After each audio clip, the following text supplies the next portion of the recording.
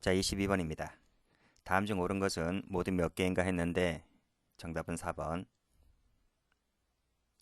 1번입니다.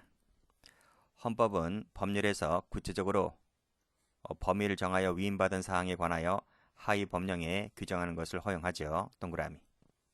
2번. 시행령이나 시행규칙의 내용이 모법 조항 취지에 근거하여 이를 구체화하기 위한 것인 때에는 설령 모법에 이에 관하여 직접 위임하는 규정을 두지 아니하였다 하더라도 무효라고는 볼 수 없다는 것이 판례입니다. 동그라미. 디귿. 시행령이 법률의 위임 범위를 벗어났다 했죠. 그렇죠? 위임 범위를 벗어나서 처벌 대상을 확정하는 것은 죄형 법정주의에 어긋나기 때문에 이것은 원천 무효입니다. 동그라미. 리을. 위임은 항상 언제나 되는 것이 아니라 긴급한 필요가 있거나 그리고 부득이한 사정이 있을 때 한정된다는 거죠. 다 기본 강의 때 했던 겁니다. 자, 이럴 때 위임이 가능한데 이러한 경우라도 구성 요건은 처벌 대상 행위가 어떤 것인지를 예측할 수 있을 정도로 구체적으로 정하여야 된다는 것입니다. 동그라미. 23번. 옳은 것은 했는데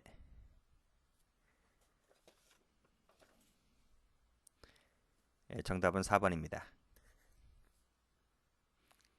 자, 1번입니다. 자, 대통령 기록물 관리에 관한 법률이 있거든요. 자, 여기에 유출이 금지가 되는 대통령 기록물 있죠. 자, 이것은 원본을 말합니다. 원본 문서나 전자 파일을 말하는 거예요. 사본은 아닙니다. 사본이나 추가 출력물은 이 유출이 금지가 되는 대통령 기록물에 포함되지 않아요. 만약 이것까지 포함시키면 죄형 법정주의 위반이다 하는 것이 판례입니다. 즉 이것은 원본만을 말한다는 것을 알아두시고. 자, 틀렸습니다. 자, 2번 풀었죠. 자, 이 문제 감경할 때는 장단기 모두를 감경해야 된다는 겁니다. 누구는 해주고 누구는 안 해주면 안 됩니다. 근데 자, 여기 어느 하나만을 해주는 것은 이것은 죄형 법정주의 위반이다 하는 겁니다. 아니다 했으므로 틀렸습니다. 3번. 환경공단 임직원. 자, 공단입니다. 공단. 자, 공단 임직원은 공무원인가요? 아닌가요? 공무원 아닙니다. 아니에요. 자, 공단은 공무소입니까? 아닙니까? 공단은 아닙니다. 만약 공무원으로 본다든지 공무소로 보면 죄형 법정주의 위반입니다. X. 그러니까 공단이나 공단 임직원은 그냥 준공무원이죠. 준공무원이지 공무원하고 비슷해요. 비슷하긴 한데 준공무원급이다 이렇게 보시면 되겠습니다. 자, 3번 풀었는데 통용이라는 것은 강제 통용력을 말한다 했어요. 자, 통용할 것이라고 오인할 가능성까지 이 통용이란 말 속에 포함시키면 유추해석이 되는 거죠. 그래서 죄형 법정주의 위반이다. 맞습니다. 자, 5번.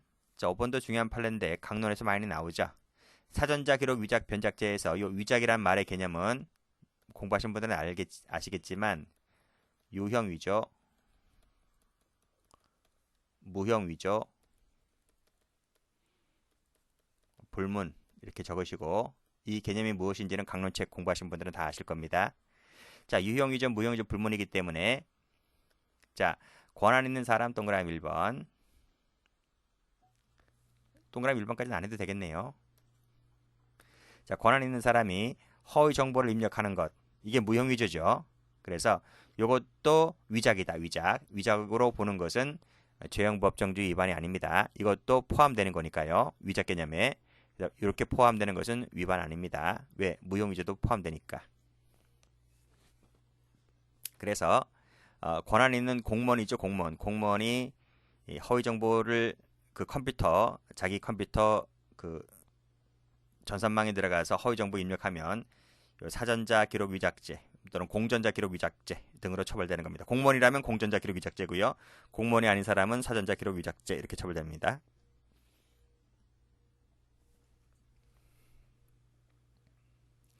(24번입니다) 다음 중 옳지 않은 것은 했는데 정답은 3번. 1번입니다. 노역장 유치는 신체 자유를 박탈하는 거잖아요. 깜빵 가는 겁니다. 깜빵살이 하는 거예요.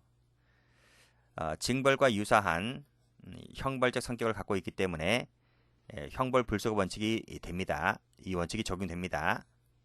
그래서 맞는 거예요. 자, 공개명령제도 앞에서 풀었죠. 자, 이것은 형벌과는 약간 본질을 달리하죠. 그래서 뭐라고 한다 그랬습니까? 보안처분. 그래서 형벌이 아니고 보안처분이라 했잖아요. 그래서 형벌과는 좀 본질을 달리하는 것이기 때문에 이 원칙이 그들에 적용되지는 않는 거예요. 자, 형법 총론 저 끝에 가면 집행유예 배우죠. 자, 집행유예를 부과할 때 보호관찰을 부과할 수가 있는데 뭐 임의적이지만, 자, 보호관찰이 범죄 행위 이전에 규정되어 있지 않지만 재판시 규정에 따라 이를 근거로 보호관찰을 받을 것을 명하는 것은 위반 아닙니다. 보호관찰은 보안처분이기 때문에 보안처분이라 했어요. 형벌과 좀 성격이 다르다 했어요. 그래서 반드시 행위시법이 적용될 필요는 없고 재판시법이 적용될 수 있다는 것입니다. 그래, 재판시법에 따라 보호관찰 부과할 수 있다는 거죠. 자, 사회봉사 명령도 보호안처분이긴 하지만 약간 성질을 달리한다고 했습니다. 위의 것과는 다르게 이때는 행시법이다 라는 것까지 다 말씀드렸습니다. 25번 다음 중 옳지 않은 것을 모두 골라라 했는데 정답은 2번입니다. 자, 명확성 원칙이란 최소한의 명확을 말합니다. 최대치가 아니고요. 최대치가 되려면 상해죄 하나만 하더라도 수백 가지, 수천 가지가 될 수가 있어요. 상해라는 것은 다 열거를 해줘야 되니까요. 그러면 형법이 뭐 엄청나게 엄청나잖아요. 형법 양이. 그러니까 그렇게 하는 게 아니고 그 상해라는 말의 의미가 일반인이 보았을 때 제대로 의미 파악이 될 수 있을 정도면 된다는 겁니다. 약간의 기본적 개념도 포함될 수가 있는 거죠. 그래서 상해죄는 조문이 하나밖에 없는 거예요. 최대치가 되려면 수백 가지, 수천 가지가 될 수가 있어요. 최소한의 명확성만을 말한다. 유치해석 금지 원칙에는 구성요건과 가벌성에 관련된 규정이 준용되죠. 형법 해석을 할 때에도 마찬가지입니다. 행정법규 해석할 때에도 마찬가지로 유치해석 금지가 적용되는 겁니다. 동그라미. 양형기준표 말씀드렸습니다. 국회에서 만든 형식적 의미 법률이 아니기 때문에 죄형법정지 논리가 적용되지 않습니다. 가상자산 얘기도 했고요. 그래서 배임죄 처벌할 수 있다 없다? 배임죄 처벌하게 되는 것은 죄형법정지 위반이다라는 것까지 다 말씀드렸습니다. 자, 요 미인범 잘 나와요. 258조 2가 특수상해죄인데요. 그러니까 2라고 하는 것이 뭐예요? 258조 다음에 259조인데 요 특수상해죄를 신설하게 되면 그걸 259조라고 하면 그 뒤에 있는 조문들이 다 뒤로 밀리잖아요. 그 밀림을 방지하기 위해서 2라고 하는 것을 해놓고 특수상해죄를 이제 만들어놨는데, 그러니까 뭐뭐의 2, 뭐뭐의 3, 이건 다 최신 법령들입니다. 그러니까 이건 법이 개정되면서 신설된 조문이다 이렇게 보시면 되겠는데요. 2016년인가 2017년도에 개정 신설됐을 거예요. 자, 요 조문의 신설로 자, 뭐뭇에 따라 처벌하게 되는 것이 가능하게 되었다는 이유만 갖고서는 자, 이것도 뭐죠? 이것도 이제 특수상해죄잖아요. 특수상해죄 1항에 따라 처벌할 수 있다. 라고 하는 것은 죄형법정지에 반한다. 이렇게 보시면 되겠습니다. 요게 이제 뭐라고? 이게 특수상해죄라고요.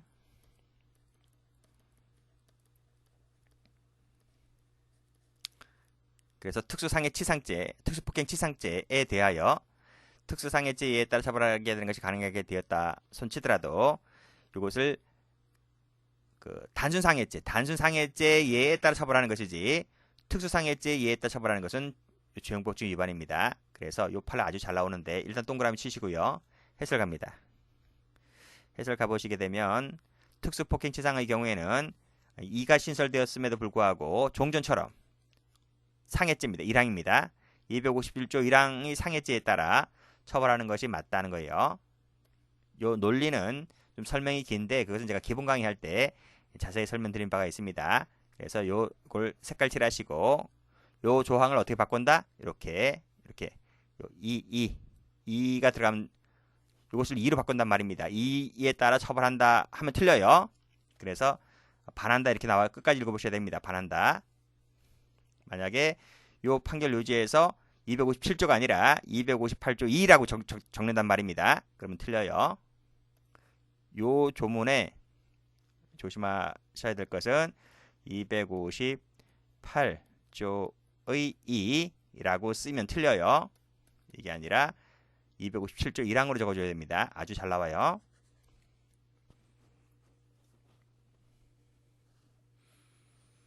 26번. 적절한 것은 했는데요. 정답은 4번. 자, 위작이란 말 개념 설명드렸죠. 유형위조, 무형위조, 불문이기 때문에 권한 있는 사람이 허위 정보를 입력하면 위작죄로 처벌할 수 있다고 했습니다. 이것도 포함시킬 수 있다는 거죠. 이걸 포함시켜서 가는 것은 위반 아닙니다. 틀렸습니다. 법원에는 헌재가 포함된다고 말씀드렸고 이렇게 해서 가는 것은 위반 아닙니다. 유치해석 금지는 모든 구성요건 가벌성에 준용됩니다. 근데 각종 조각 사유, 소추 조건, 면제 사유는 피고인이 유리한 것인데 유리한 것임에도 불구하고 제한적 해석하면 안 되겠죠. 근데 제한적 해석하게 되면 가벌성 범위가 확장되는 것이기 때문에 이것은 유치해석 금지 위반이라고 볼 수가 있겠습니다. 자꾸 반복됩니다. 4번. 자, 공전자 기록 위작 변작죄. 주체가 누굽니까? 주체가 공무원이잖아. 공무원인데 공무원 공무소 계약. 요 계약에 의해서 공무 관련되는 업무를 일부 대행하는 애들은 공무원이 아닙니다. 그건 계약인 것이지. 이것을 여기 행위 주체에 포함시키면 돼야 안 돼요? 안 되는 거예요. 근데 이것까지 포함시켜 버리면 그야말로 죄형법정주의 위반이겠죠. 이게 엄청 많아요. 공무원도 많지만 우리나라에 공무원도 많지만 공무원 공무소와 계약에 의해서 공무와 관련된 업무를 대행하는 업체도 많아요. 그러니까 일반 시민들은 잘 모르는데 뭐 잘 모르지. 그 사람들이 뭐 공무원 비슷한 옷장을 입고 다니니까요. 공무 비슷한 일을 많이 합니다. 계약 관련해 가지고. 근데 그 사람들은 공무원이 아닙니다. 근데 그 사람 이 계약에 의해서 일부 대행하는 것까지 공무원 주체에 포함시켜 버리면 유추해석이다는 내용의 판결입니다. 27번. 옳지 않은 것을 모두 골라라. 4번입니다. 경대 편의 문제네요. 야, 적정성이 나오네요. 적정성 원래 잘 안 나오거든요. 보통 죄형법정주의 하면 제일 많이 나오는 것이 유추해석이 제일 많이 출제가 되고 뭐 소급표도 많이 출제가 되고요. 명확성, 뭐 위임, 법률 위임 이런 것도 많이 나오지만 적정성은 잘 안 나오거든요. 근데 경대 편입에서 나왔네요. 청소년의 성보호에 관한 법률에 보면 위계의 위력을 사용하여 여자 청소년을 간음했을 때에 대한 법정형이 여자 청소년을 강간한 법정형과 똑같대요. 자, 이것은 자의적인 입법일까? 이거 자의적인 입법일까? 그러니까 무슨 말이야 이게? 자, 강간이라고 하는 것은 폭행, 협박을 쓴 거잖아요. 폭행 또는 협박. 우리 강간죄 배우잖아요. 강간죄는 폭행, 협박을 수반하잖아. 최허위 폭행, 협박. 근데 여기는 여자 청소년 같은 경우에는 그냥 위계 위력이야. 위계 위력. 여기는 폭행, 협박이 아니고 근데 강간은 폭행, 협박이잖아요. 근데 어떻게 폭행, 협박보다는 정도가 약한 위계 위력을 쓴 것이 폭행, 협박을 쓴 강간과 형량이 똑같냐? 똑같냐? 뭐 입법자 네 멋대로냐?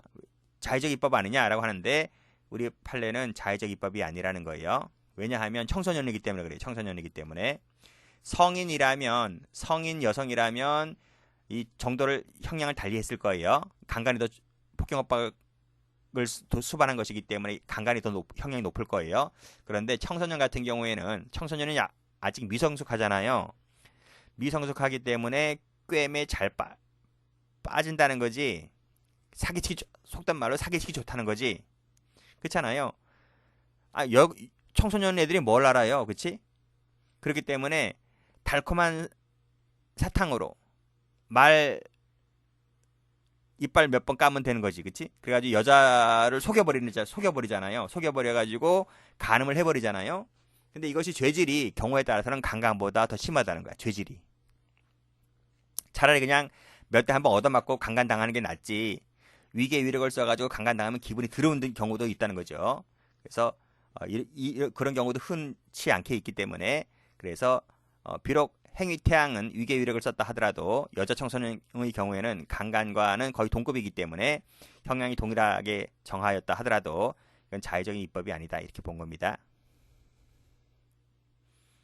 2번 음주운전 금지 규정을 2번 이상 위반한 사람에 대하여 이렇게 형량을 정하도록 하고 있는데 이는 이 규정을 반복하여 위반한 사람에 대하여 처벌을 강화하기 위한 규정이다 하는 것입니다.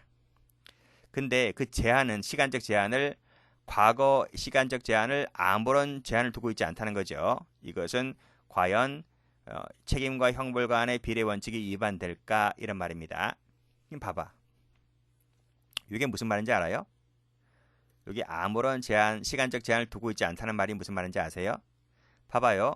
음주운전 2번 이상 위반한 사람은 2년 이상 5년의 징역에 처하도록 되어 있대요. 근데 그래 2025년도 한번 우리 올 봄에 한번 위반했어. 음주운전 한번 걸렸어. 근데 걸렸는데 작년에 걸렸으면 괜찮아. 작년에 걸렸으면 작년에 한번 걸리고 올해 한번 걸리면 2번 걸렸기 때문에 당연히 처벌받잖아요. 여기 2번 이상 충족하고 있기 때문에. 근데 올 봄에 한번 걸렸는데 한 20년 전에 한번 걸린 적이 있어. 20년 전에. 그러니까 20년이면 언제입니까? 30년으로 해볼까? 1990 몇 년도에 한번 걸렸어. 걸리고 나서 한 번도 안 걸리다가 올해 딱 올 봄에 한번 걸린 거야. 그럼 합쳐면 그것도 2번이네? 그러니까 이거는 2번 이상은 2번 이상인데 아무런 시간적 제한을 두고 있지 않다는 거야. 몇십 년 전에 한번 걸린 것도 다 여기 2번 이상 쌓이고 쌓이면 여기 들어온다는 거야.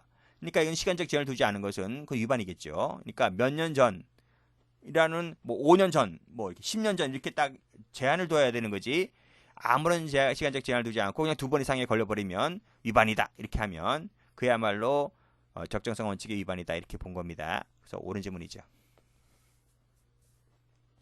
3번 상관 살해죄가 있어요.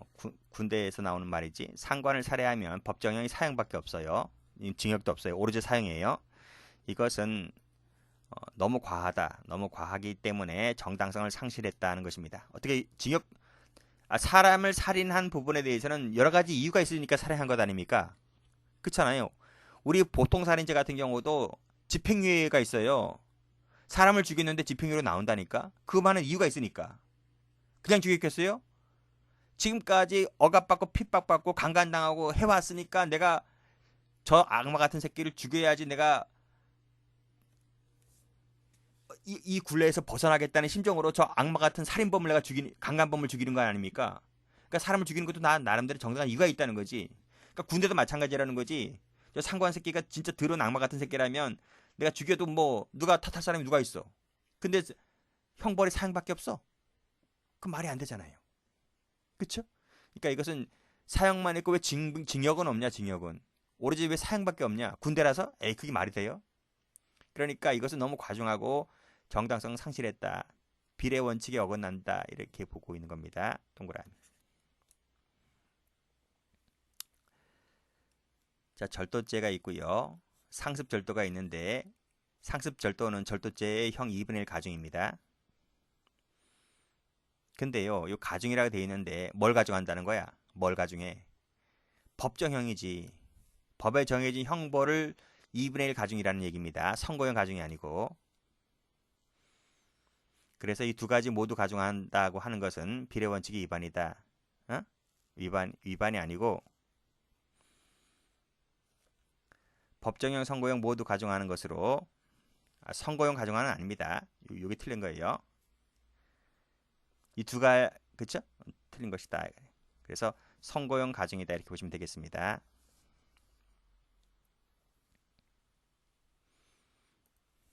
자, 미인번. 자, 특수강도죄를 범한 자가 강간죄도 범하고 추행죄도 범했는데 양자를 구별하지 않고 똑같이 처벌한대. 이거 너무 네 멋대로 법정 형량을 이렇게 만든 것은 적정성의 원칙, 비례성의 원칙이 위반되지 않느냐라고 하는 건데 아니라는 거예요. 즉 주체가 특수 강도 범위니까 이 사람이 주체니까요. 주체가 요것도 하고 요것도 했대요. 주체가 이걸 하거나 주체가 이걸 한다는 거예요. 근데 특수강도가 뭐야? 칼든 강도범이 강간을 하거나 칼든 강도범이 추행을 하거나 형량이 똑같다는 거야. 응? 강간이나 추행을 하거나 원래는 특수강도가 붙지 않고 그냥 단순 강간이나 단순 강제추행은 당연히 강간이 높죠. 높지만 주체가 특수강도라는 주체를 가진 사람이 이걸 했거나 이걸 했다면 형량이 같더라도 이건 자의적인 입법이 아니라는 거예요. 그래서 비례성 원칙 침해가 아니다는 것입니다.